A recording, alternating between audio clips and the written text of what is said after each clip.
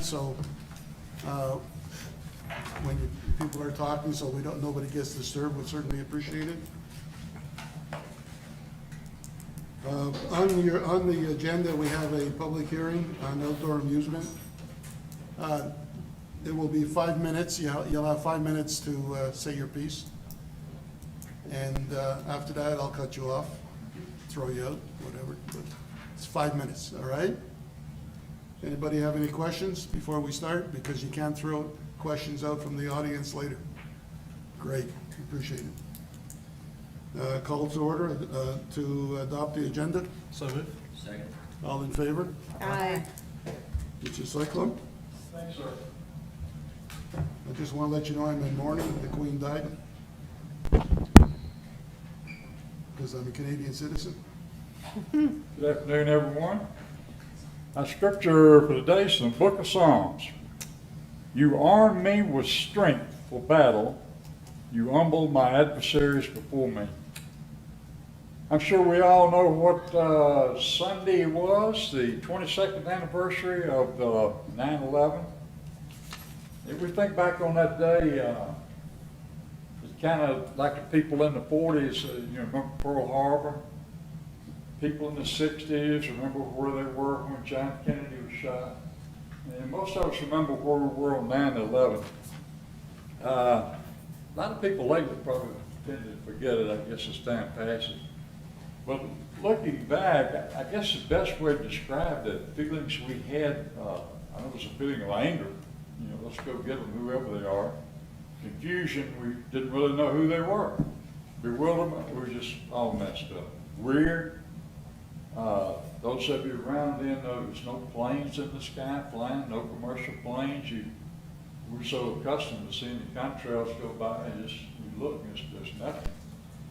But for a few days, it was a great feeling. Togetherness. We loved our neighbors, we loved our family. It was a good feeling even between political parties.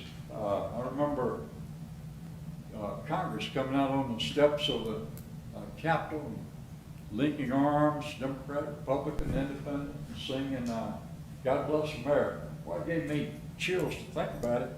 A week later, they're back at fussing and fighting, throwing shoes at one another, so that didn't last too long. But there were many heroes at this time.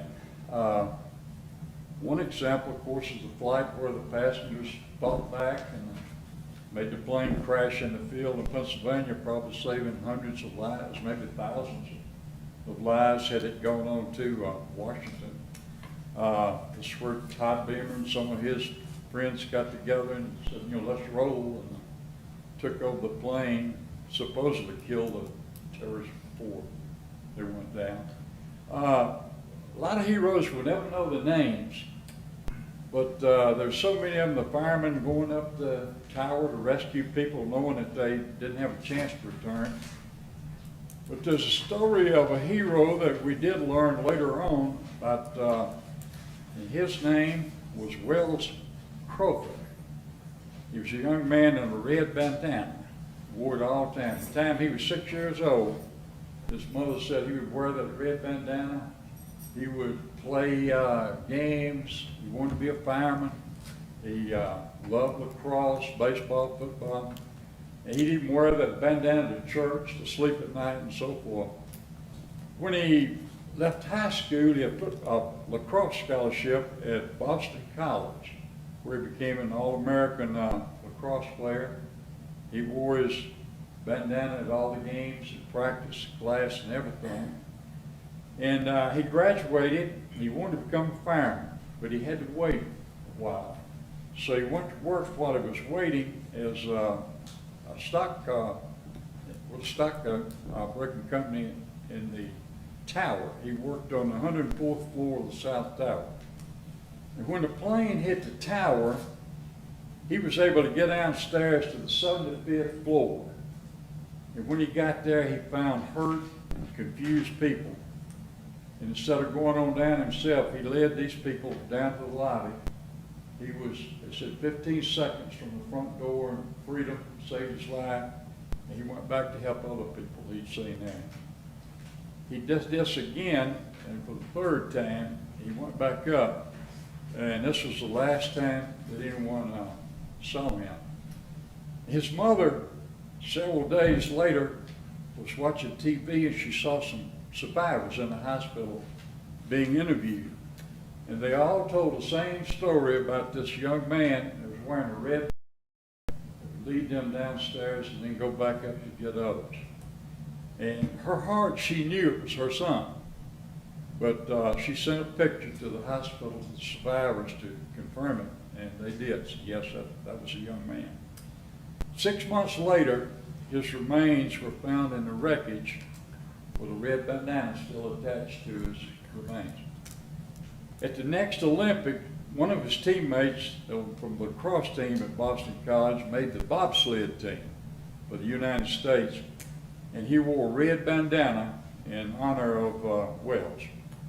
Later on, the fire department in New York made him an honorary fireman and even named a fire station for him. Greater love has no man than that he lay in his life for another. Would you bow your heads, please? Lord, we thank you for folks like old Wells and all the heroes on that day, and for the folks today that still put their life on the line to protect us, like our military, our law enforcement, firefighters, the EMTs. We ask you to be with Barry, our mayor, Roy, our governor, Joe, our president, Bob, our town manager, and our town council, and may you continue to bless the United States of America and Beach Mountain. Amen. Thank you. Pledge of allegiance. Pledge allegiance to the flag of the United States of America, to the republic for which it stands, one nation, under God, indivisible, with liberty and justice for all.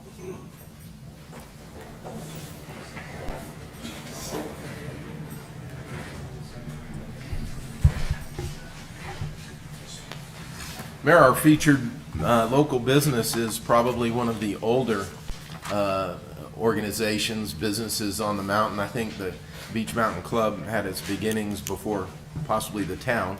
Brian Barnes is here, the general manager, to tell us a little bit about the club. Brian?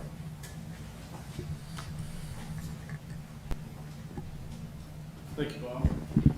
Thank you, council. It's an honor to come and talk to you today. Actually, the club is older because the club is what is now called the Beach Mountain Club, was the Beach Mountain Property Owners Association. So by name, we are older, but by organization and name change, the town was formed in '81 and the club name change happened in '83. So I thought you were going to say one of the older managers of any organization in town. I could.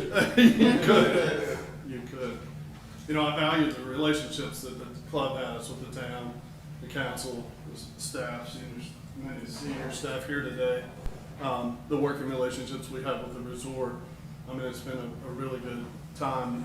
I've been here, I came the year, so I can under your heart after all of it. I came to the club in 2000 and 9/11 happened in my first year at the club. So I know right where I was when that happened. I was meeting with the club president and went into Tim Smith's old pro shop and watched the second plane hit the tower, which was in the rec building at the club. I didn't know what you might want me to talk about, Bob, but I thought one of the things that the town residents and council might be interested in finding out is we just did a recent survey of our club members. And some of the demographics from that survey are kind of interesting. One of them is that 84% of our members are age 50 to 79. But 68% of that 68% of our members are 60 to 79. So almost two-thirds of our members are in that age demographic. 63% retired, 91% are married, which probably, if you look around the country, that's a pretty high statistic. But 88% of our members don't have any children remaining in the home. And one of the things we've seen over the past couple of years is we've had a net gain in membership. For the first time, other than 2016, we've had a net gain in membership for the past 2 years. Some of it is an unintended good consequence, I think, of COVID. And there were several unintended good consequences of COVID, including a renewed interest in golf and activities that the club offers. But 43% of our members have joined within the past 5 years. So we really are experiencing turnover among our membership. But it's not so much of an age turnover. The mountain, I think, is possibly experiencing a higher turnover in the mountain demographic becoming younger, but the age demographic of people wanting to be a member of a country club is staying kind of about the same.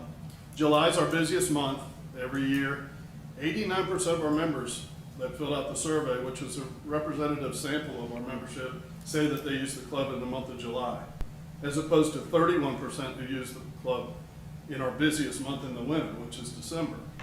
But between May and October, the lowest member usage of the club is 67% in May. So by far, we're a summer seasonal based organization with 8% of our members living in the town year round. The top 5 facilities that members desire are dining, both summer and winter, fitness, golf, pool, and social activities. But I found this kind of interesting. An activity that the club doesn't exclusively offer is hiking. And hiking came in on the survey right behind those top 5 and ahead of pickleball and tennis and any of the other activities. So I appreciate the partnership that we have both with the hiking trails that are on Beach Mountain and also the Adopt a Trail program that the rec department does, where Beach Mountain Club has the trail down below Cherry Gap. I think it's where you run the mud run well, there are a couple year hiatus, but whenever you can run the mud run, you use at least part of that trail. And so we appreciate that opportunity to help you with that. You kind of suggested I recap the summer. I've already mentioned golf and tennis play is up. Golf has been up both of the past 2 years, but it's even up this year over last year.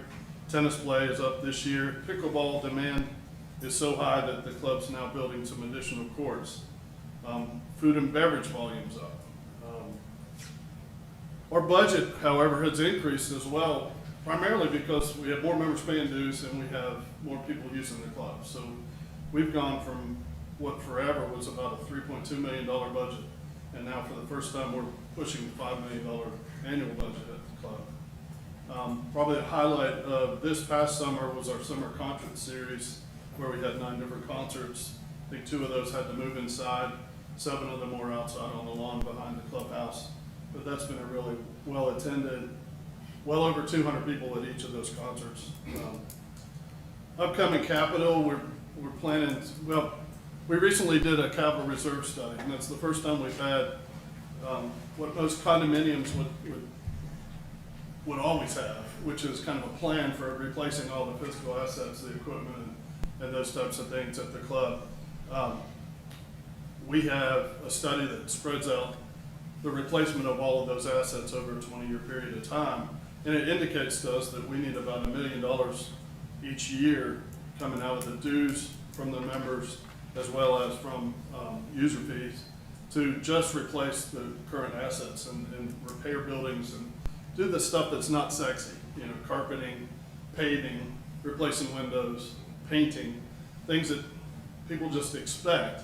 But if you don't do those types of things, then things start to really look bad. Now the sexy stuff is the new and exciting thing. So the board is trying to take an approach where they fund what they call obligatory capital. It's all the repair, replacement, and refurbishment assets, but also fund some aspirational capital, things that people do get excited about. And so upcoming in this year's budget, we have the 4 new pickleball courts. We're going to further expand the clubhouse decking on both levels. We're going to cover some of those decks so that we have more outdoor seating, which is another desired thing that's come about after COVID, and put some restrooms on the lawn level of the clubhouse.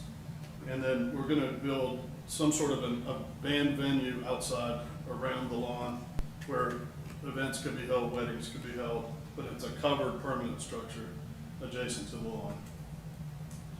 My father taught me a long time ago that I should stand up to be seen, speak up to be heard, and shut up to be appreciated. So with that, I'm going to have a seat, and I appreciate you inviting us to come and talk to you today. Thank you.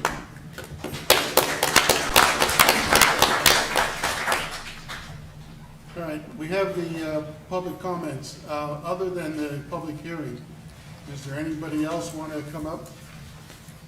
Yeah, I had 2 things today, so What's your name, sir? Mitch Hewley, 3441 South Beach Mountain Market. Yeah, I just wanted to, once again, to address the council. Appreciate the time. I'll be brief. About the dumpsters, I'm coming up to about a year now since we've had to transition to the dumpsters. And I would let you know that, you know, for some, pretty easy, pretty quiet. For our community, unfortunately, has been very angry.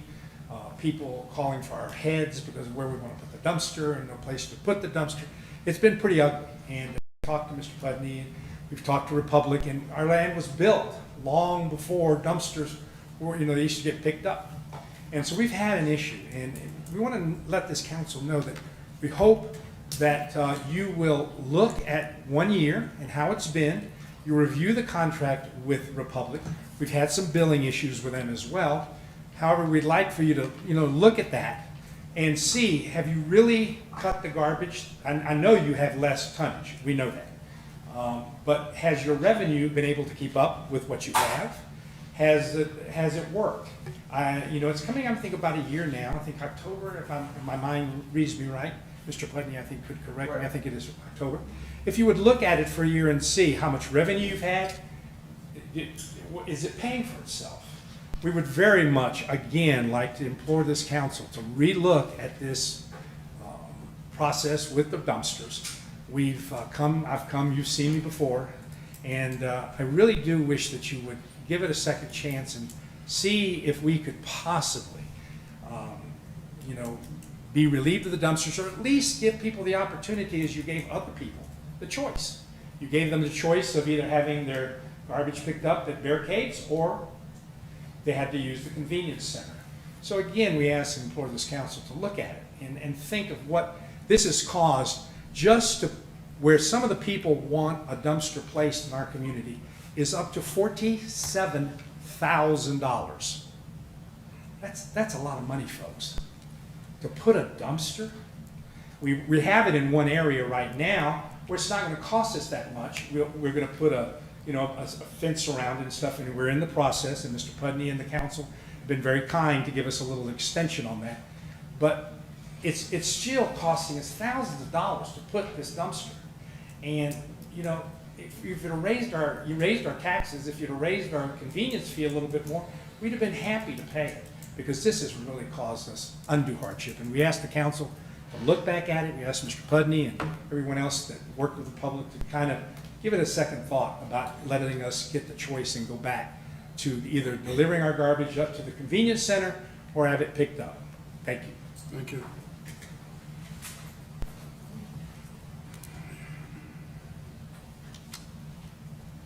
Okay, I need a motion to adopt the agenda.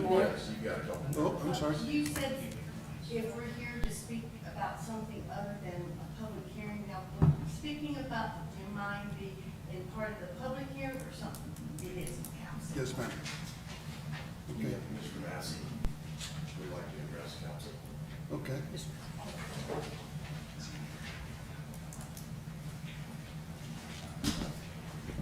Mr. Mayor, members of the council, my name is Ben Massey, and I'm running for the North Carolina House of Representatives, District 93, which would be Watauga, Ashe, and Allegheny counties.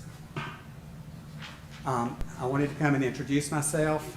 I am from Grassy Creek, which is in Ashe County. I live about 4 miles from the Virginia line, and I'm a retired physical therapist. I had the honor of serving as the president of the North Carolina Physical Therapy Association and also the American Physical Therapy Association. So I spent a lot of time in the state legislature and on Capitol Hill.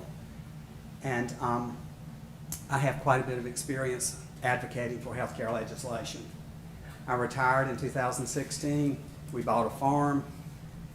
We were just as happy as clams. I had chickens, bees, and so forth, but I really wasn't happy with the direction the country was going in, so I decided to run for office.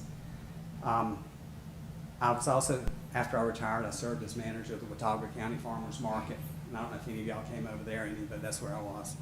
So I just wanted to come over and introduce myself, because if I'm fortunate enough to win on November the 8th, I would like to come back and see what I can do to represent you. I feel like my role as a legislator is to come to you and see what I can do to serve you. As a physical therapist, I serve my patients. As a legislator, I want to serve my constituents. My website is benmasseyjr.com. And if you go to my website, it will tell you all about my priorities and what I stand for.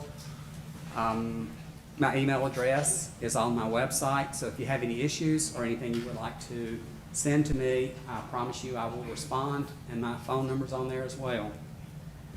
So that's why I came. I appreciate this opportunity, and I appreciate any consideration that you will have on November the 8th. Thank you, sir. Thank you. Good luck. Thank you. Okay, Ann, I need a motion to adopt the consent agenda. Motion, second. All in favor? Aye. Okay. I need a motion to open the public hearing. Motion, second. All in favor? Aye. All right. Wilson King, you're up.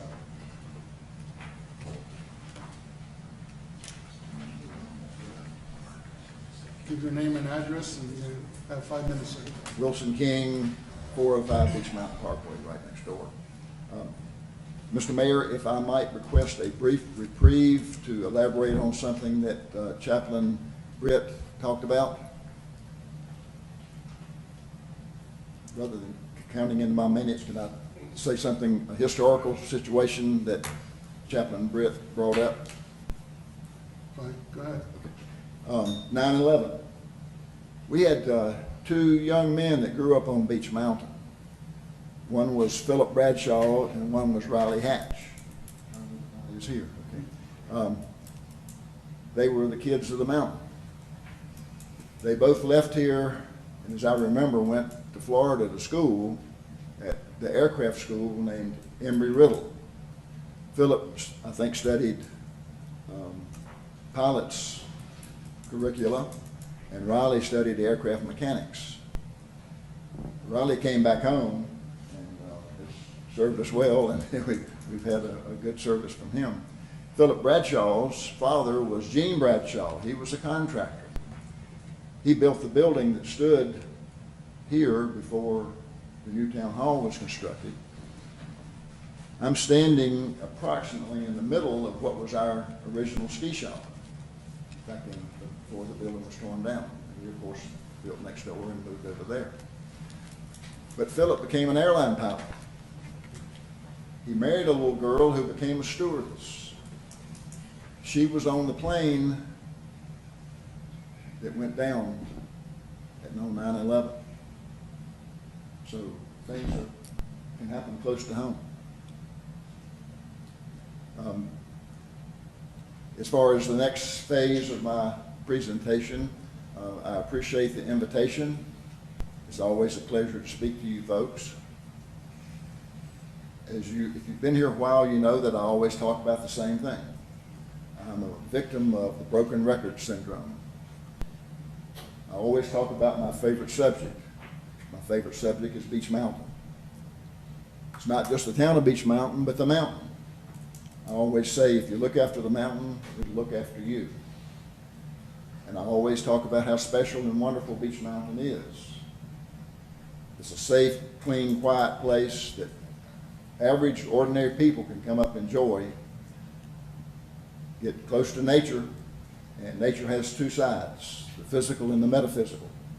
On the physical side, there's the wonderful views, the quiet nature, the clean air, the fact that you can get up close and personal with animals. People still accuse us of putting our deer population on the payroll as our official breeders. There's a downside to being a special place, and that is it's very fragile. It doesn't take much to knock the specialness out of a place. We have to be hardworking, we have to be vigilant, we have to be careful. Otherwise, we end up being just another half-assed town that happens to be located on top of the mountains. A little girl that works for me yesterday said, if we had wanted Pigeon Forge, we'd have gone to Pigeon Forge to work. But we came to Beach Mountain. I thought that was very telling. we have to be careful. There are all sorts of forces that work against us that try to force us not to be special. There's a joke amongst the old timers up here that talks about the people that came up and expounded on their problems back home and how nice it was to be in a place that they didn't have to worry about those things. And then the next thing out of their mouths was, where's the McDonald's? That's a clueless approach. There's also what I call the envy factor. Greed is a very dangerous thing. It's dangerous to our nature. There are people who are jealous of what we have but are not willing to work for it.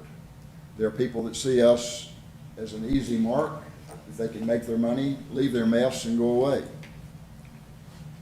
That's dangerous too. There's a complacency factor. People say, oh, I don't have time to get involved. You folks have gotten involved, and I appreciate that. I know it's a time and an effort consideration. But everybody should take their turn at the plate. Everybody should demand that our council, our town, our employees, and all the people that live here do the right thing. That's important. Very important. Beech Mountain is too special a place to settle for anything else. Okay, I appreciate it. Thank you. Am I out of time already? You find out, yeah, you're a slow talker. Thank you, folks. Jenna?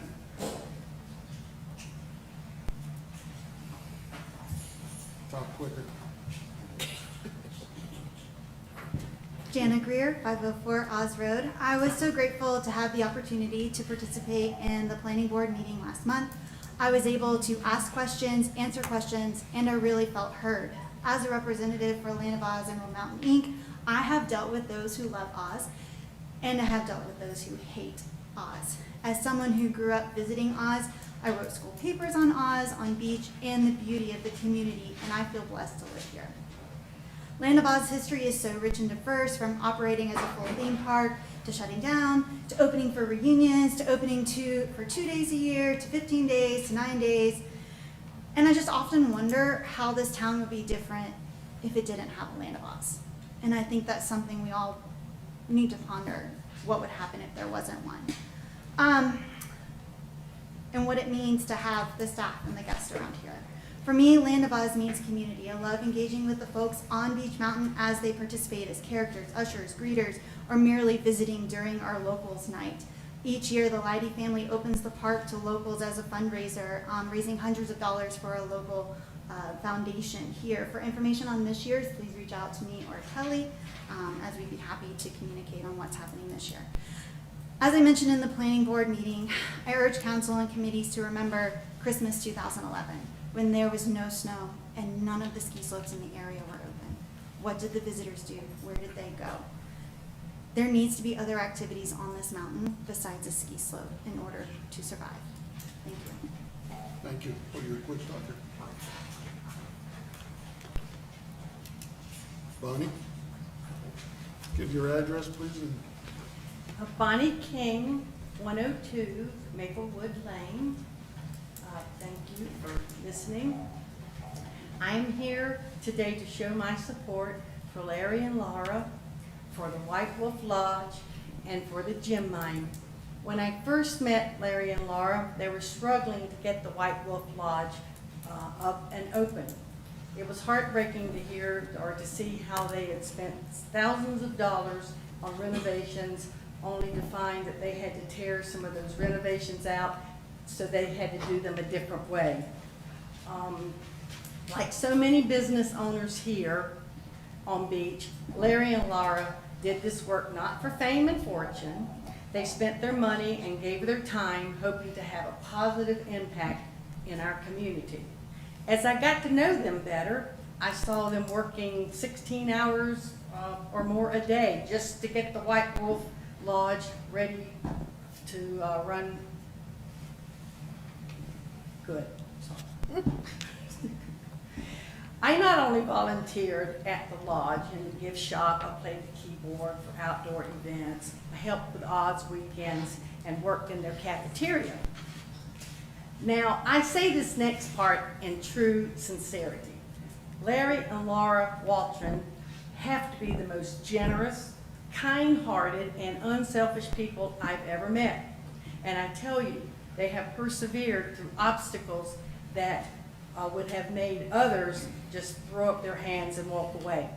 Even in their most recent struggles with mean comments about the gem mine and now an ordinance that's being considered that could shut them down as well as shut other businesses down here on Beach Mountain. Larry and Laura have done and continue to do everything they can to make everyone happy. Frankly, I think the gem mine is adorable. Families are going to love their experience there. They have turned what was an abandoned eyesore into a thriving and engaging Beach Mountain institution. In closing, can we please encourage and support them as they move forward? Thank you very much. Thank you. Mitch, Oh, you love me, don't you? you already said yourself? Go last night for today. Hey. Thanks again for calling me up. I know you all get tired of looking at me. But I did attend with one of my neighbors. I did attend the planning meeting a couple weeks ago and did appreciate the effort they did. So ladies and gentlemen, it's just of the town council, thanks for the opportunity and thanks for listening to me this morning, or this afternoon. The planning board has a Herculean task crafting a set of rules and regulations on this topic. And they have realized the more rules and regulations, the more difficult it is to administer these rules, as well as it is for the applicant to understand them. I don't know if anybody in this crowd tried to read their explanation, but it was quite lengthy and it was not the easiest thing I've ever had to read. For example, I read the words mountain theme and realized the difficulty of defining such a criteria. One could rightfully think that anything resembling something that could be found in the mountains naturally would be accepted. Well, I'm not so sure. Right now we have a smoker without meat, a gold mine without running water, an outsized plastic animal, a miniature golf course with imaginary creatures, and a fiberglass rock to climb with a piercing streak to denote a successful ascent. Sometimes regulations are just too much, and we understand that. And we understand that the owners of White Wolf, Rick Oven, and all the other places that work, they work very hard to try and make a living and try to help their families. We understand that. And I know these are strong opinions as to what amusements are really keeping pace with what we want on Beach Mountain and would accept. It's a difficult choice. Rather than publishing regulations, we should publish guidelines citing examples if possible. We need to look at other small mountain communities and see what they're doing. I'm not talking about the Pigeon Forge or the Dolly Parton areas. I'm talking about small communities. More importantly, we need to pass a temporary moratorium on any other further kinds of permanent amusement until the town gets a handle on where it's going and what it's doing. And every new construction application needs to be carefully screened, examined, and brought before the Citizens Planning Board. Temporary amusements, i.e. the Kite Festival, music, and carnival venues should also be vetted with specifics on the venue approved in writing, including resident contact, who promotes, duration, who polices it, and more importantly, who ensures the integrity of the site after the venue is over. I don't know if any of you on the council saw it. The Kite Festival was really great. The kids had a great time. Unfortunately, the weather kind of got in the way. But we still looked at garbage, and if you still look over there today, you'll still see all the chairs still stacked up. The tent is still there. Everything. The garbage was turned over for approximately a week, almost a week, until I guess somebody from the town came and finally picked it up. The Bears, I guess, decided to romp through it. But again, we understand that the planning board said something about grandfathering in, and we're not sitting here and telling the council what it should not do. But I will tell you this, that this is a peaceful mountain. The lady here said it is a peaceful mountain. The gentleman before her said it's a peaceful place. And I think we need to keep it that way, keep it as pristine as we possibly can. Not that commercial people should not make money, and not that people shouldn't help their families. We're not against that. We're just against everything that if you just spread it out, it does get a little bit long. So again, thank you for your time. Thank you. Al? Al Hoffer?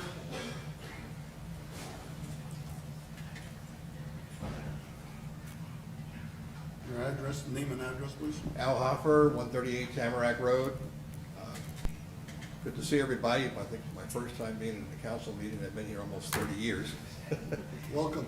Well, you guys doing a great job, so I didn't need to come by. And you're still doing a good job, but I have a comment that's kind of minor compared to what we're looking at here. The garbage thing, where the garbage is left out, and has to be picked up, and there's a fine of $150. I have a house, like I say, on Tamarack. We were vacated out of the house in September of last year. In November, I got a notice. It was too late. I wasn't there to get it, to know about it or take care of it. And I was charged $150 for garbage that allegedly came out of my garbage bin. We hadn't put any garbage in the garbage bin in a month and a half. We didn't normally use it. We usually go to the convenience center.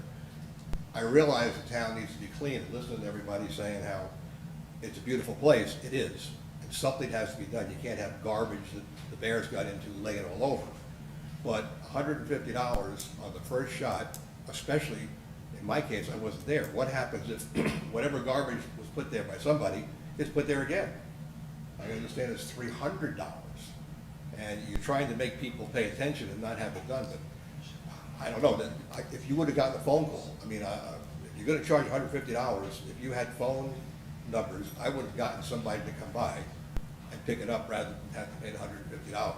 But however I got notified, it was days later. I got a picture of the garbage by the edge of the street, and $150 automatically tacked on. I think the council needs to be careful not to get too rambunctious, to find people that are abusing this thing. And I've heard other people on the mountain have commented it's happened to them. I don't know why somebody would leave the garbage there or it was drugged someplace else, but certainly an adjustment like a phone call, which is extra work, but you know, $150 is extra money.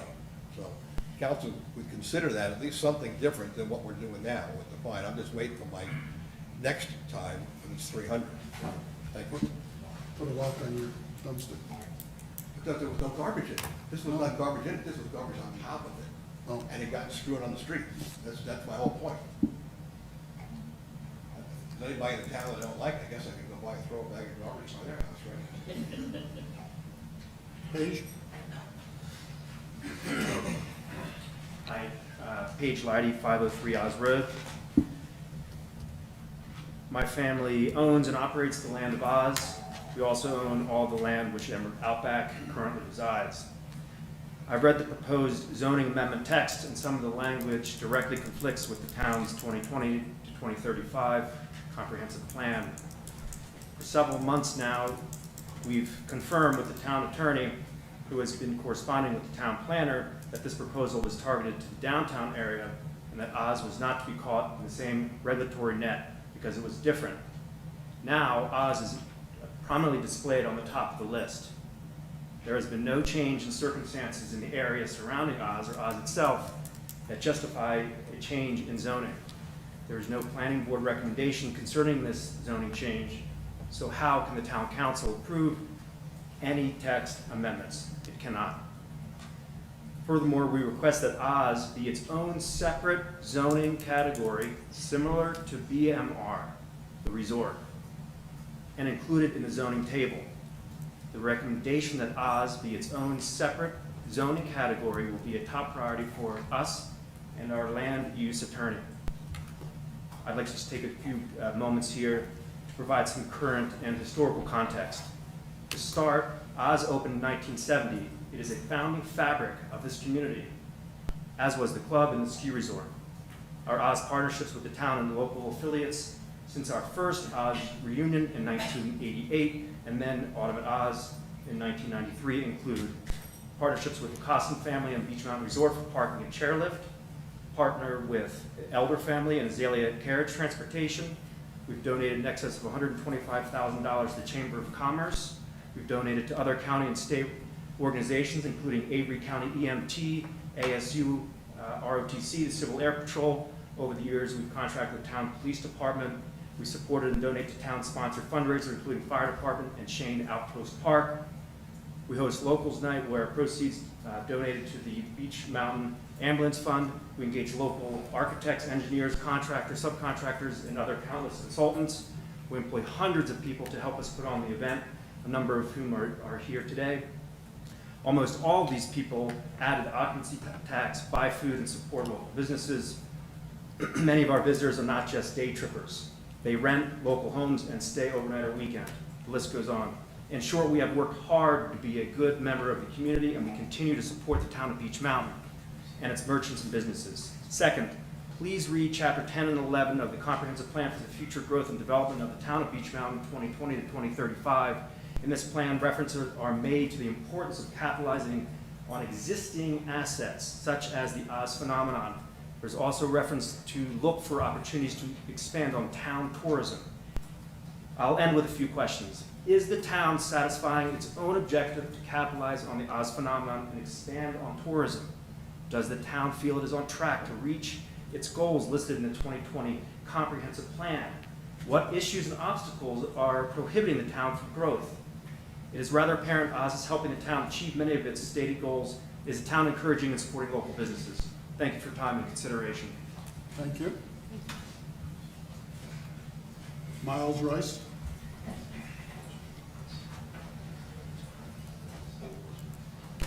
Hi guys, 503 Oz Road.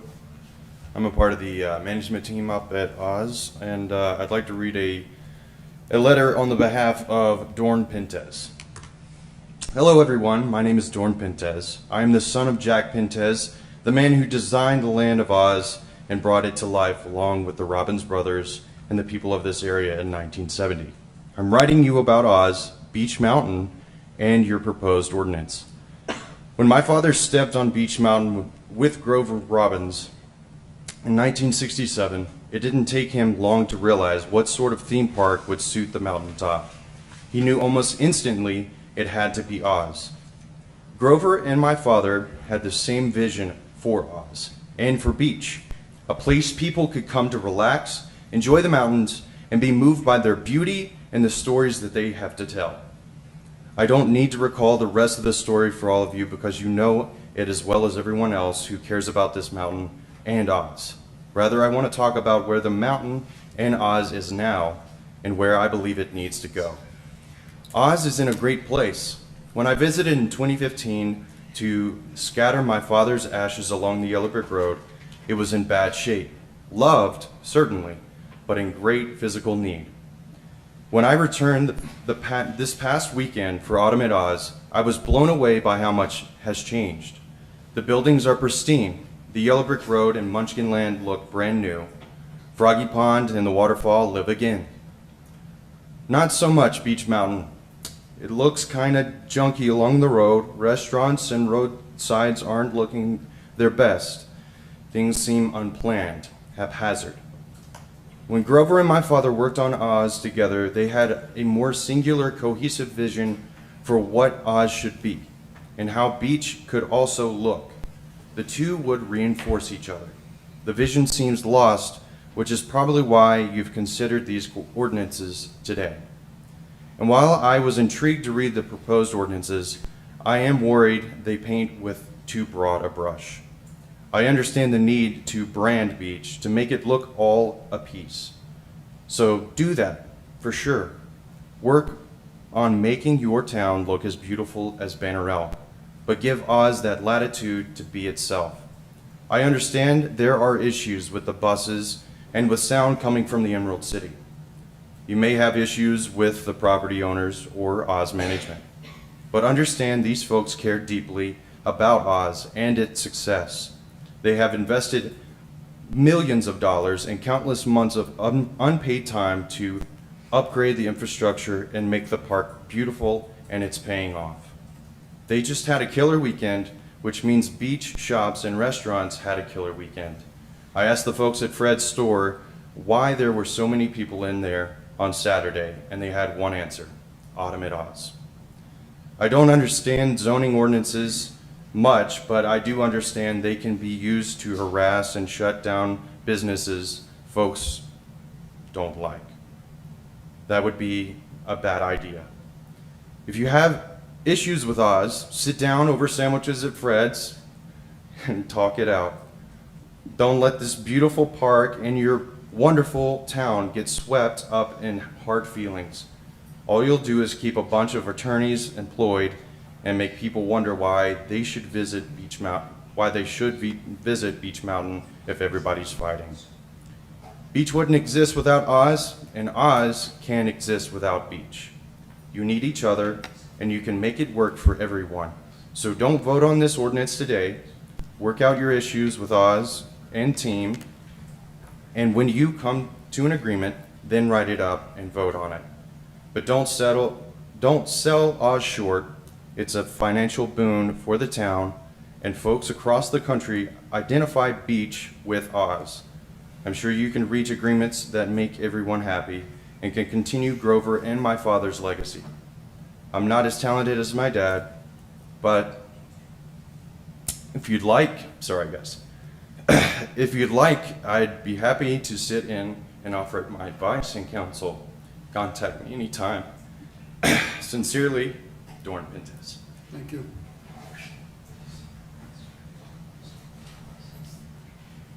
Robert? Your commission?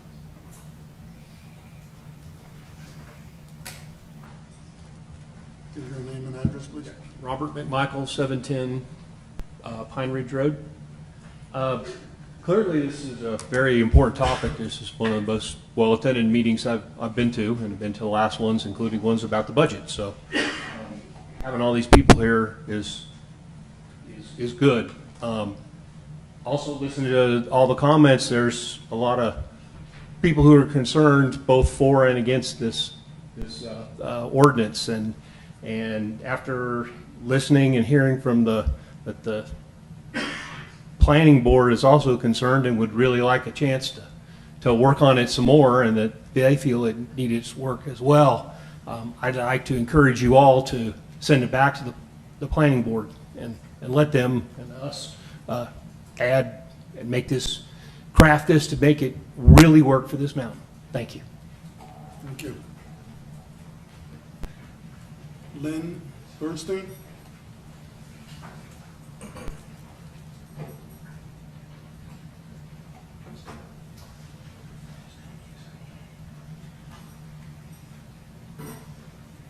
Hi, Lynn Bernstein, 304 Lake Ledge Road. I'm here to support the system that is being implemented, the process by the town and supported by the town council, to engage all of the internal departments, be it the planning board, the design and architectural review, special events, code, fire, any other entity within the town government that is focusing on how to work to not only honor the past, but to work towards the future for our town.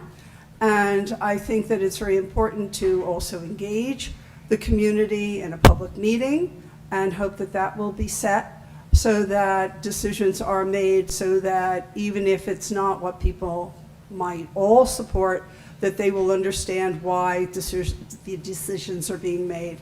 So thank you very much, and I appreciate the system that you're putting in place. Thank you.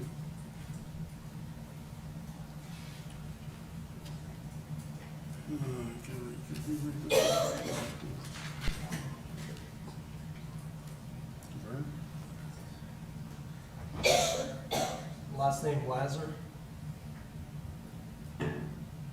Laser. It's Slobber, and I have nothing to add. Yes, ma'am. Yep. Ben Massey? Oh, we already been off. Larry Gott?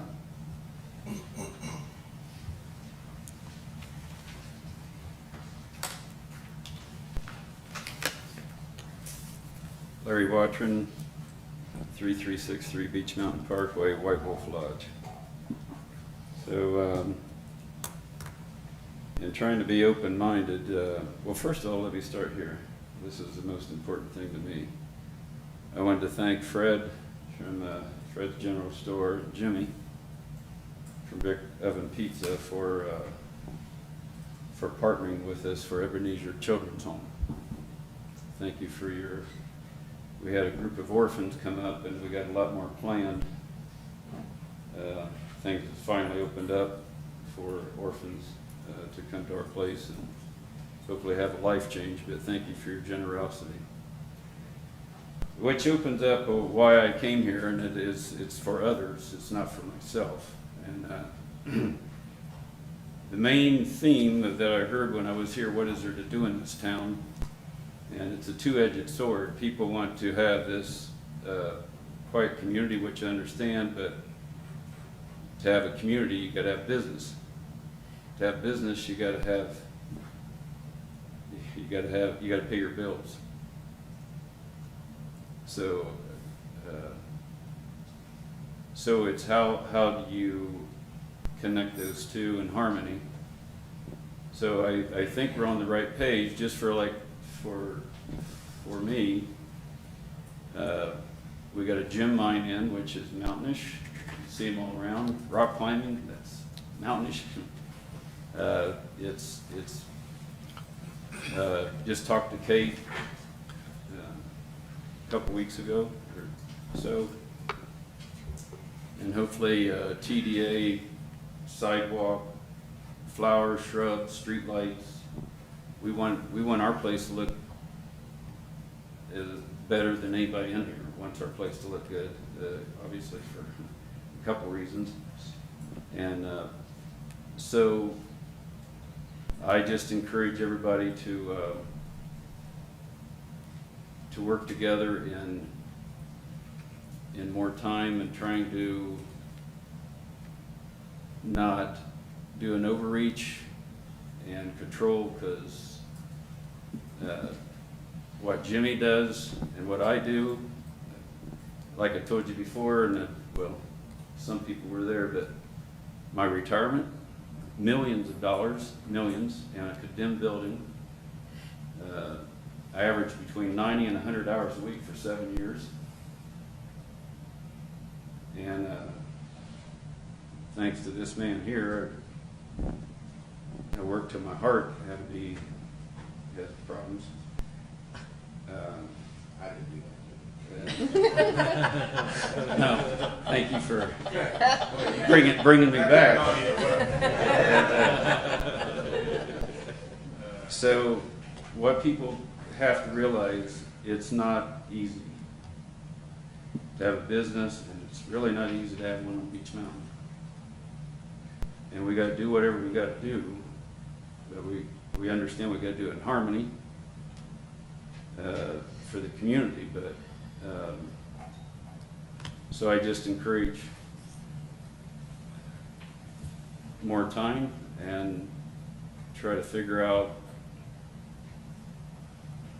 landscaping or whatever to make it all kind of cohesive here where everybody's happy. So thank you for your time. Thank you. Thank you. Doyle Hudson? Donica Hudson, 501 Gray Fox Ridge. You know, as you come up Beach Mountain and you're coming in, one of the first things that kids and families see is the White Wolf Lodge and then Brick Oven Pizza. And you always hear the kids squeal with delight because it's a family community and it's well done. And I would hope and think that, like you, I'm a mom of 3, that you want it to remain a family community and still a resort area, like your original intentions were. And I think that I would encourage everyone to be less tyrannical with government regulations so that small businesses who are giving it their all to make ends meet in rough times could thrive. I mean, after all, we're here as a community. We don't need to be at each other's throats over more government regulations, to the point that people who came here with the joy of this mountain don't want to be here anymore. That's sad.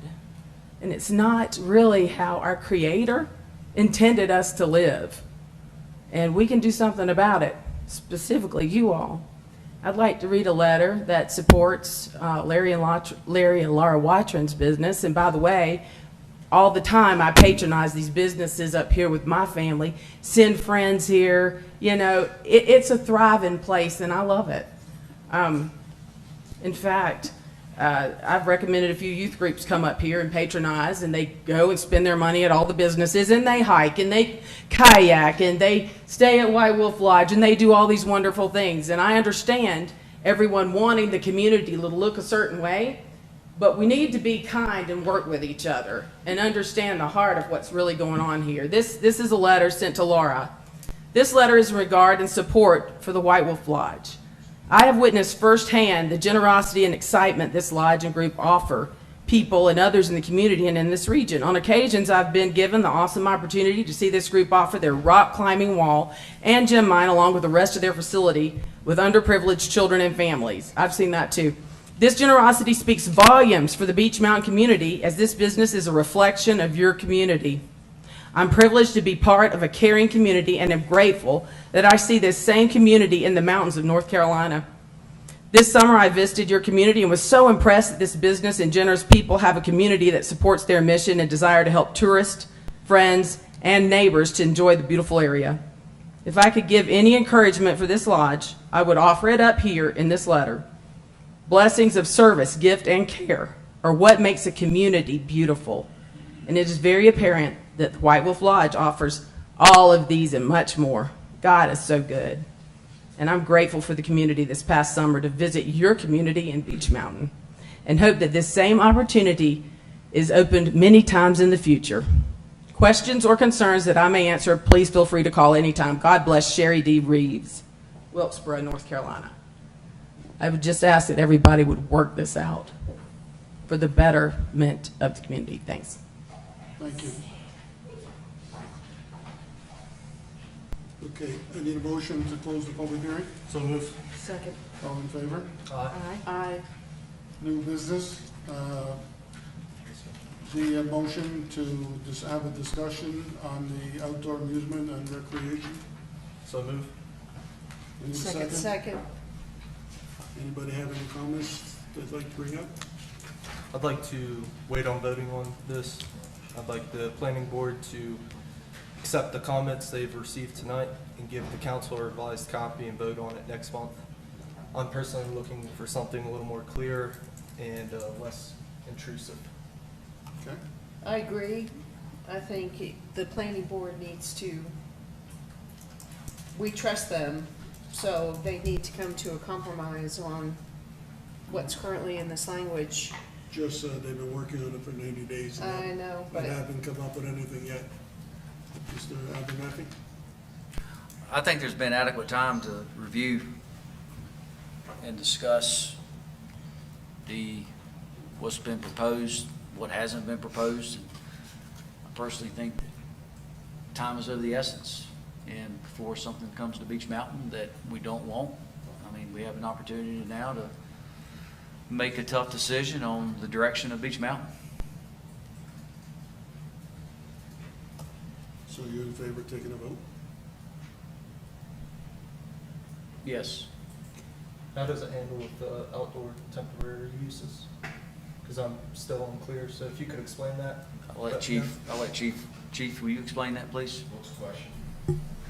Temporary outdoor uses, Fred's Craft Fair. Those are handled under existing ordinances for special use permit, special event permit. This zoning ordinance proposal would not affect those. Okay. Ms. Gagne?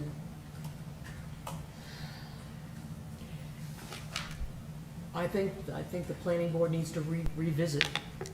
I think we need one more month. I think this is a serious decision that will affect not only the businesses, but we're looking at the big picture of how it's going to benefit our mountain. And I think we need to be really cautious with what we do. I think we need to look at all the wording, and I think we need to invite as many people as we can, including business owners, to the planning meeting again. Because I think it's, even though they've had 90 days, I still think it's vague. And I'm not comfortable voting on it today. Okay. Just out of curiosity, what part of the amendment that you have problem with? I just want to make sure that we know exactly what's allowed and what's not allowed. I think there are some things that are too stringent right now for some of our businesses, number one. Number two, I think there are inconsistencies with, there are some areas that are not being touched and kept separate. And I think in certain situations, like Oz, I think Oz is part of the original part of this mountain and needs to be allowed to remain as it is. I'm very pro, as you can see, active Oz. And I think that there are things that need to be grandfathered in. Again, I'll go back to what is said every meeting we have. We don't want a Ferris wheel up here tomorrow. I certainly don't. I mean, it's meant to be at Tweetsie. It's not meant to be up on Beach Mountain. This is a really special place, and we need to be very, very careful of how it grows. I'm not a business owner up here, but I know that we have a couple on our council, and I know we have many that are sitting out in the audience. So as much input as we can get from our business owners before this decision is made is critical for me to feel comfortable. Okay, just for the record, nothing is being touched. Oz is staying the way it is. Okay. I mean, we're not going there and closing the door tomorrow. Oz can stay exactly the way it is, as long as they don't stay the way they are. So, that's not I mean, the same with White Wolf Lodge. We're not going in there trying to change whatever they're doing. So, I guess that's where the confusion is. All we're trying to do is try to control anything new that's coming up. We're not trying to change people's way of doing business. I'm confused. Are we talking about the main corridor or all of Beach Mountain? Well, that's what we have to decide. Do we want to do that's part of the that's part of the discussion. Do we do the overlay, which is just the main corridor, or do we do the whole town? The part that makes me nervous on this is when the planning board is not on board with what the planning board approved. There's not an agreement, is that? Correct. Right. So, I mean, the way we work is we put our trust in these people to be able to make the right decisions. They only make And if they're not comfortable with this, then that makes me not comfortable with it. They make only recommendations. Correct, but we They have to don't- trust them to make the right recommendations, and when they're not for what's sitting in here, that makes me nervous about agreeing with it. Well, they've had 90 days to try to come up with a program, Correct. and the recommendation that they've recommended right now is what's creating the confusion. Correct. I mean, that's true as well. Because the people who are at the planning board, all they heard was about the overlay. And the overlay talks about shrubberies and trees and fences. We're not trying to deal with that. So, Well, I agree with that, but, I mean, once we start defining all this stuff, I mean, I don't have a problem delaying it for 30 days. I mean, if that's what the council wants. All I'm saying is 30 days from now, I don't see you having any more clarity to what they're doing, because in 90 days, they haven't come up with one. Why do we feel in 30 days from now that they will? Well, why are we trying to rush it today? Well, we're not rushing it. We've been waiting for 20 years to do it. So it's not like we're rushing. Yeah, and then with the planning board, they said Oz is exempt, and on the first line item, it says Land of Oz. Right. So obviously, we're not on the same page. We're not gonna do anything to us. Is that correct? I see them up on. Mayor, that's correct, and if you read the staff report, the staff gave 5 examples of existing businesses that would be non-conforming, and Brick Oven is also on there. If you look at page 17, in the middle of the paragraph, it says, "No existing uses have been prohibited with the proposed amendments. Additionally, as a non-conforming use, the use would be allowed to continue as established without a special use permit within the limitations of section 154, 131. And so I don't have to read you 154, 131. It says that your use continues unless you change it and make it bigger, bigger footprint, more materials, more things like that. So what staff did was give you some businesses on the mountain that we've received phone calls that said that this ordinance would adversely affect them. It does not.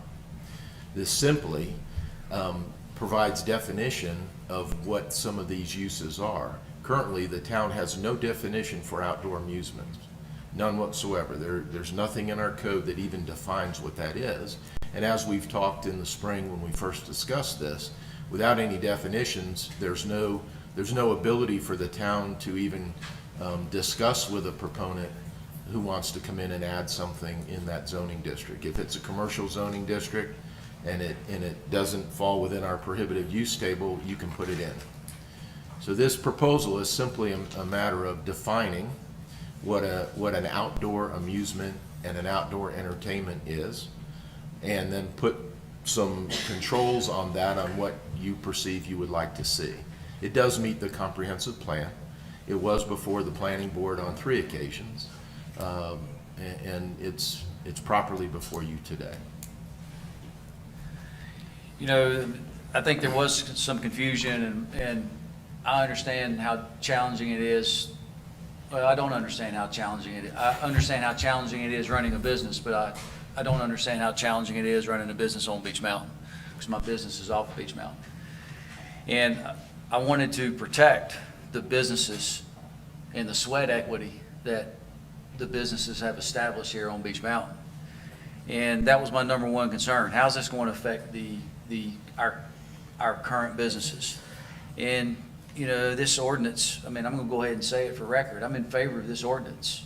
I'm in favor of moving forward with it because I want to preserve our mountain and preserve the landscape of our mountain. And, you know, as it clearly states, no existing uses have been prohibited within the proposed amendments. Additionally, as non-conforming uses would be allowed to continue as established without a special use permit. And I think that protects the businesses on Beach Mountain.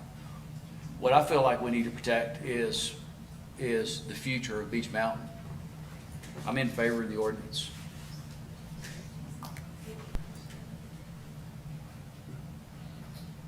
Any more discussion?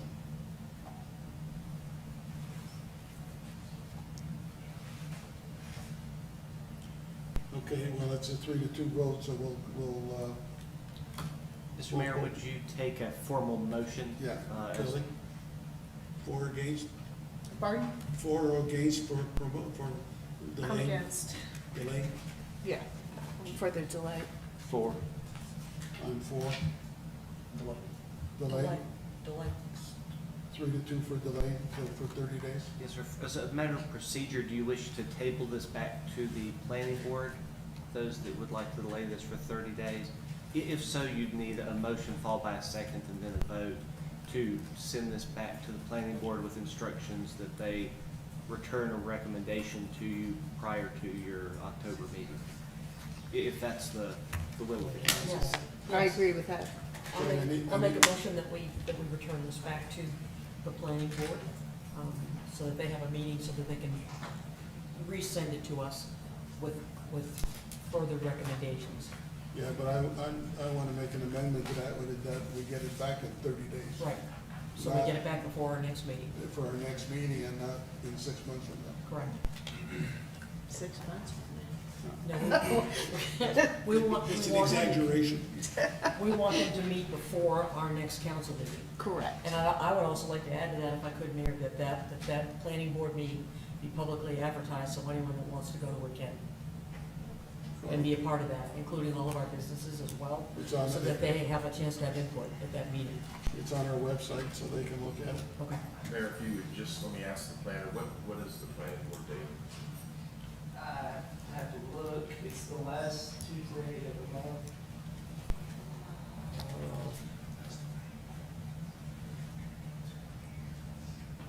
That was the 25th. Sorry, the 27th. 27th. So Mayor, if you would. 27th September? Entire. Okay. What time for us at 9? 9 a.m. 9, right here? Is the council chamber. Okay. So we're tabling it for till next month, back to the planning board, that they will return with a recommendation in 30 days. And on our October meeting, we will take, we're done, man. Jewish holiday, September 27th. When is the month? September? Rosh Hashanah is on the 26th? Ma'am? It is. Yes, it is. Coming in, why don't you check it? I see it's coming in 22nd, 26th, and then it's the 27th. Maybe I'm wrong, but if you could take a second to read the book. Is that Rosh Hashanah or Yom Kippur? Rosh Hashanah. 26. Coming in on the 26th, Yeah. so then the date of the holiday is the 27th and the 28th. Well, is Rosh Hashanah on the 26th or the 27th? Okay, so. The night of the 26th? Because here, Hold on a minute. Hold on. well, we're not going to change it anyway, so. Okay, well, it is the evening of the 27th. So it's on the day of the 26th or the evening of the 26th? Okay, comes in on Sunday, the 25th. It's the 26th and the 27th. It ends the evening of September 27th. So Rosh Hashanah is only one day. Rosh Hashanah is 2 days. Well, up here, we only celebrated one day. I mean, the Orthodox do 2 days up here. It's It's one not day. Orthodox. Ma'am, I'm quite familiar with it. All right, 26th. 27th is the day? It's a Tuesday. Yeah. Tuesday. Tuesday the 27th. 9 a.m. 9 o'clock. Can we change it to the 26th? Do anything you want. Can we change it to the 26th? We have to, it's a regularly scheduled meeting, you adopted the calendar, we have to amend that and advertise it. Mr. Mayor, the planning board can call for a special meeting. They just need to give 48 hours notice prior to that meeting date and it be duly publicized if you wish to have a different date. We can do it if you want. Yeah. Well, it's that evening, right? Well, the Rosh Hashanah falls on, it falls on the 26th, which means it starts on the 25th, at sundown on the 25th. Gotcha. It's 27th, the 29th is that the, Look, if they only need 48 hours, why can't you have it prior to the 25th? If they only need 48 hours. why don't we do it the Thursday? Can we do it, let's do it the 20th, That's a good idea. What day, Mayor? 20th, 20? yeah. 20? Thanks, ma'am. September 20, 9 o'clock? 9 o'clock. General President, make that happen. Thank you. We'll have it on the October agenda for the council. Thank you. Mr. Mayor, would you take a formal vote on that for our purposes? All in favor of the planning board meeting on the 20th? Motion? All in favor? Aye. Oh, Thank you. second, okay. I need a motion to accept the Pinnacle Ridge well development bid recommendation by the planning, by the, Second. all in favor? Mayor, can I ask that the motion indicate that we've received only 2 bids and that's acceptable to the council? Well, I assume they read it, but it's, we did receive 2 bids. Are you uncomfortable with only 2 bids? Your, yes, sir. Your policy states that you generally would receive 3 bids Correct. under an informal bidding scenario. We advertised this for bids, only received 2. Council would need to waive the policy that we require 3 bids in order for this project in order to accept the low bid. I saw that. My concern is that, and I thought you had to have 3, but I didn't know we had to have a vote on it, but is that if we would go out, ask a third company to bid on it or put it out to bid, how this would potentially delay the project.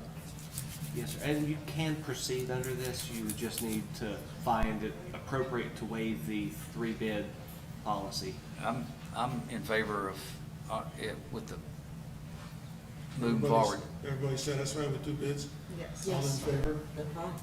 Could the motion state the McCall brothers then to be awarded? Beg your Are you making the motion? Correct. I'll make the motion, yes. I'll second.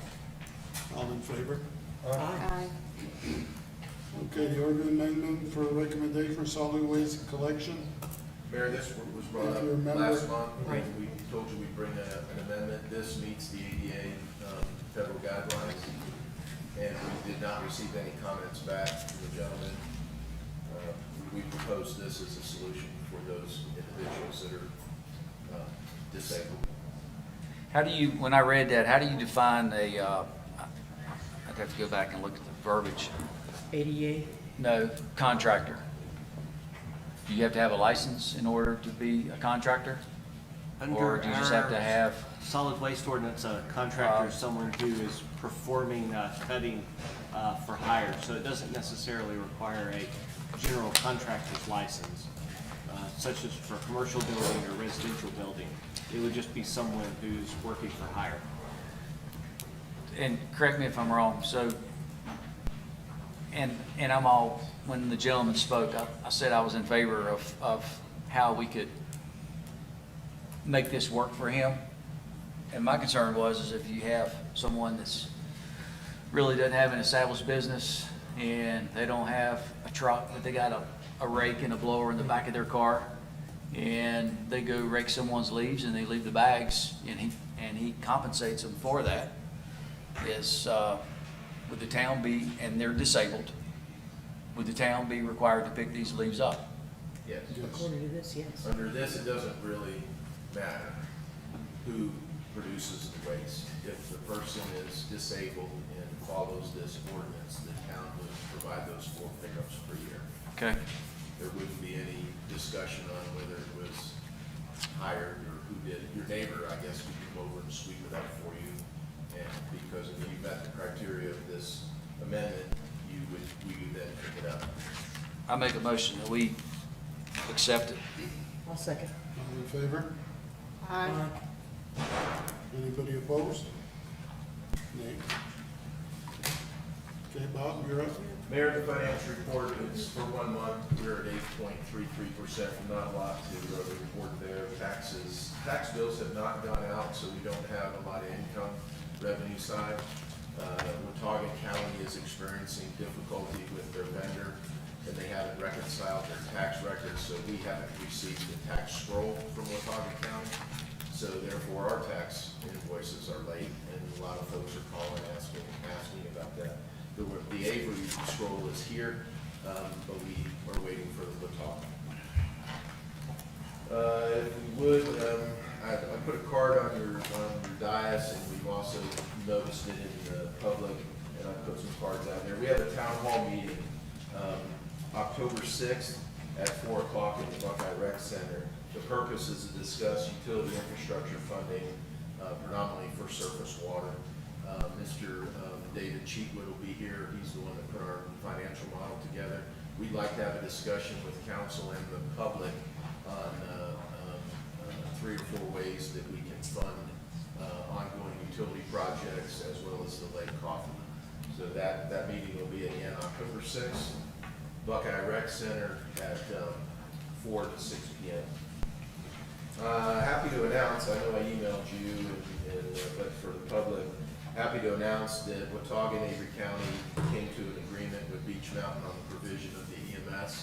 The EMS unit is permitted to respond townwide. There are no restrictions and there are no financial implications to either the 2 counties or the town.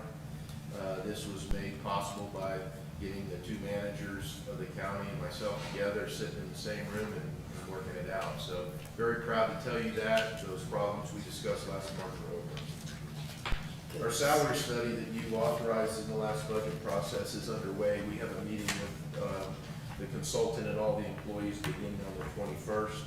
I'll have a final report to you prior to budget preparation, so we'll use that as we go into the budget. Our DOT paving is almost complete on the Parkway, the state road. The lines have been painted, they repainted some of them today. We're waiting for the reflectors to be put in, and that project will be complete. If you take a look at page 45 and 46 in your packet under recycling, I just want to show you that generally we're equal to last year, year over year in our recycling. In our tonnage, it's, we have some increases in plastic and cardboard, but our recycling program seems to be stabilized. And we're still waiting for Watauga County to go to a mixed recycling, but we're able to track that at that trend. On page 54, the fire department report, as I promised you, the EMS rescue response time is 8.28 minutes for the year. That's from July 1st, and that includes call processing time, and that is well below national standards. On page 56, which is the police report, I just wanted to show you that over last year's same period, they're up 21% in everything from calls for service, business checks, things of that nature. A lot of times we don't understand how busy the town has gotten with all the folks and the visitors and the new residents. But a good way to measure that is through our utility and then through our public safety. So 21% increase over last year. Chief? Yes. What is it, can you define stationary directed patrol? D21, it was 222 and it's more than doubled. It's the old-fashioned radar trap. You know, we park a police car, we flash a light. This summer we received numerous complaints of speeding. So that stationary patrol is, Chief Barnett sends a police officer out, and we either do radar, we put the sign up, we just have some visibility. And so that's what's that report. Thank you. We're giving a lot of verbal warnings. Yeah, I publicly, I don't really want to talk about that. We do a lot of directed patrols. There's not a lot of citations written if you follow that. A lot of goodwill. And we do a lot of verbal warnings. Let's leave it that way. In keeping with the vibe of the town, sometimes a citation is warranted, many times it's not. So, make sure you take a look at the new camera at the sledding hill funded by the TDA. It's on the resortcams.com. It looks this way up the hill. Some spectacular sunsets and things like that. Really looking forward to see the winter pictures on that. So we're excited to see that. Mayor, that's all I've got unless there's questions for me. No, I think you answered pretty much. Kelly, you have? Just a question on recycled plastic. Is that, because the June number is much larger than May and April. Is that just? It's cumulative. We don't haul it every month. We haul it when that container is full. Okay. So our month to month is going to be skewed. We'll collect it over maybe a period of 2 or 3 months and then go deliver it, and it gets weighed. Okay. That's why I gave you year over year by, so you can compare it in a 12-month period. Okay. The other thing I wanted to mention is thanks to the Leidy family, we're going to do a locals night at the Land of Oz, September 22nd. There's 3 different tours for local kids, local families to be able to enjoy the park, decorated out for Autumn at Oz. And anybody can get in touch with me as far as joining those tours. And a big thank you. This is, we end up with a lot of percentage of kids that never get to ski or snowboard or experience the Land of Oz. So this is a great way for the local community to be able to experience the magic that's up there at the top of the mountain. And that's it for me. Two things, 2 comments. One's probably not going to be that popular, but I think it's my fiduciary responsibility to mention it. First of all, with my business, I'm constantly looking at ways that we can tighten our belt, cut costs, reduce costs, run more efficiently. And when I mentioned this to Chief probably 4 or 5 months ago, he says that Public Works is always, or sanitation is low-hanging fruit, and why are you picking on them? He was joking when I say he was joking, he may not have been. I don't go down to the parks or down to rec enough, so I can't pick on them, but I'm going to start. But I've been watching the recycling center, and we have 3 employees at the recycling center. And I'm pretty confident that we can reduce that 3 down to 2. And it's not going to change the services that our residents have been receiving. And I guess maybe with the town's blessing, or the council's blessing, I wanted to see if Chief Pudney could evaluate that and see if we can reduce that from 3 to 2. Secondly is, and here's where I'm not going to be the popular guy, but it comes to fiscal responsibility, is that the sledding hill over the years, I think it's a great service that the town provides, but it's on the backs of the taxpayers. You know, 5 years ago, we had a pretty nice crowd at the sledding hill. Today, we have a massive crowd at the sledding hill. And, you know, we hear from the voters and the taxpayers that, you know, we need to reduce costs. And the sledding hill, and again, I'm not saying this is what we need to do. I'm not advocating that. I'm saying we need to see what our costs are and have a discussion, because it is an expense to the town. I don't know what it is. I'm just guessing, and I'm going to ask Chief Pudney to maybe look into it, but I'd say it's somewhere between $50,000 and $75,000 a year. Just guessing. I don't have anything to base that comment on.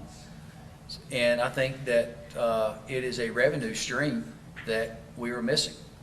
And is it worth, you know, and I've spoken to some residents, and some are in favor of it, and some that live off the mountain say we enjoy bringing our kids to it. I'm like, yeah, because it's free. I think that if there's a way that we could potentially, you know, charge for this, that we need to evaluate it. We need to look at the pros, and we need to look at the cons. Because personally, you know, running a business, I don't like leaving money on the table. And if this is a way that we can potentially, I'm not saying make money, and I'm not saying break even, but if we could add something to the bottom line, because it is a free service off the backs of the taxpayers. Thank you. Should we start charging for hiking trails too? That's a good point. Like I said, hey, conversation's good. You know, if we don't discuss these things, then I think we're doing a disservice. But you also have to remember the TDA put up tons of money. I understand that. The pretense. I understand that. Again, I'm not opposed to the free sledding hill. Yeah. I'm saying it's worth a discussion. Yeah. Mr. Attorney, good luck. I'd like to piggyback off of what Councilman Abernathy said. Chief, going from 3 to the possibility of 2 at the convenience center, my question to you would be this, and you'd know this better than we would all know this. There are days that we may have gentlemen or folks at Public Works that are absent. Is there ever a time that 3, several times? Because I bring my garbage to the convenience center, and I go every other day. I would roll through there, and I know there's supposed to be 3, and one that's in the house that's down near the recycling center. But a lot of the times, there's one down there, and there are not 3. There might be 1 and 1, just because somebody's not there. And so what happens is, maybe someone goes into one of the trucks to go pick up. I mean, are they used, are they shifted around? Is that something that? Well, we don't staff full-time at 3. Okay. Back to budget discussion, where we had additional sanitation people that you did not fund. And when we transitioned to the twice-a-week pickup. Right. The reason we have 3 there on many occasions is because we're doing 6 days, 8 hours a day. Right. And there's either overtime involved, or you have to fund additional positions. Right. We use the third person when they're there to operate the recycling shed. There was complaints that it wasn't maintained well, and people had difficulty putting recycling into the container. So we send a person down there predominantly to keep it clean and to help with the recycling. That is working because it does look really good. So there's not 3 people assigned, but there are days when we have an extra person. Some days they're used on the route truck when someone else when we're short. We have 2 route trucks that pick up garbage twice a week. Right. So it's the one department has multiple positions, and the extra person, if there's an extra person, goes to the recycling center. We can certainly take a look at it. Obviously, when we have people out, I've got to have someone to fill. That's not something I can close down or stop. Right. In other words, we have to have somebody there. Have we lost any employees in Public Works lately? Are we down our normal number? In sanitation, we have no vacancies right now. We're down in utilities and in public works, but not in sanitation currently. Sanitation is our entry-level position. And I'm not saying we clip any employees. Right. We move them to another position. Right. That's all I have. Good. And I wanted to thank everybody for coming today because I think it's great to have input and have your voice be heard and get your input. That's critical to all of us. It just gives us a better foundation to make decisions. Chief, Yes. with the Southern Hill, do we have somebody manning that already 7 days a week during ski season? Or would we have to? We have an employee who makes snow. And, 7 days a week? well, And if we were we'll to make, charge? no. Okay. We make snow when the weather is conducive to making snow, so a lot of times we'll have an employee there at 3 o'clock in the morning. Yeah. We try to have an employee there when it's operating, but we don't maintain someone there. But it's not Beach Mountain water, it's potable water that they use to make the snow? We use well water. Well water, okay. Yeah. The TDA funded the well and the tank, and so we reduced that cost. We used to use potable water, city water, and that cost has been reduced. So our costs at the Sledding Hill are labor and electric. All the other costs have been pretty much mitigated. So there is or is not an employee there when we have snow? There's an employee there when we make snow. There are times when we don't have an employee there. The employee's position, because of our insurance regulations, are not to be an operator, an attendant. They're there, they clean up, they write parking tickets. That's the same group that writes parking tickets in the parking lot. So who enforces, I remember the sign that we used to have over here that had a set of rules. Mm-hmm. Who enforces the rules if we don't have an attendant there? Nobody during that period of time. That's why we have the signs everywhere. We have- Tell them they're on their own. The insurance situation that we have is the signage and the fact that it's not a town, I don't want to say a profit center, but it's a unique relationship with the league on the insurance. I can discuss the legal liability with you as part of our upcoming closed session if you'd like as well. Yeah, we don't need to discuss it. Sure, let's discuss it. Just out of spite.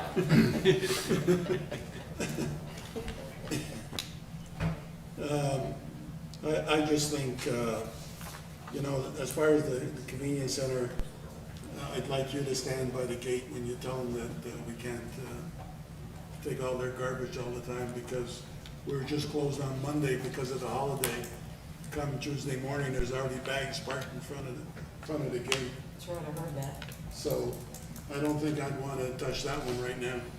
As far as the Sledding Hill, let's see, the TDA paid for the Sledding Hill, paid for the guns, paid for the camera, paid for the bathroom, paid for the toilet paper. No, we pay for And he paid for that. Paid for the it. parking. The town supplies the Paid toilet. for the parking. That's a hell of a lot of goodwill. I don't see that. And we want to, I'm certainly not in favor of that, I can tell you right now. Oh, I knew that. Well, I just wanted to clarify. I need a motion to go into closed session. Motion. Second. All in favor? Aye. So what I got out of this is the charge of the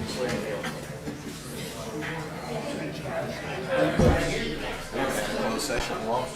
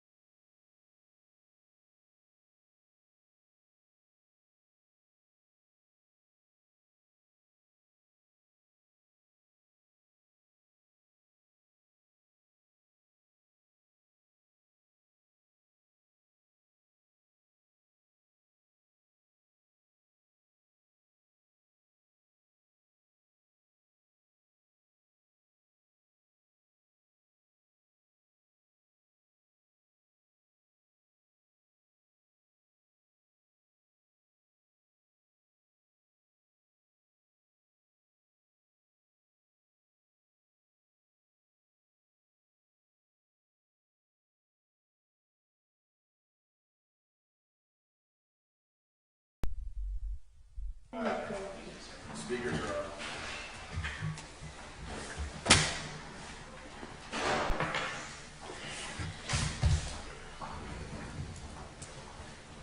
Are you gonna make, Ford, I gotta make a motion, come back from close, no? No, sir. Okay, I know we want to keep carrying on with the meeting. I need a motion to adjourn. Motion. All in favor? Aye. Y'all have a good evening. You too. Thank you. Good Lord. See you guys. Thank you. You too. See you.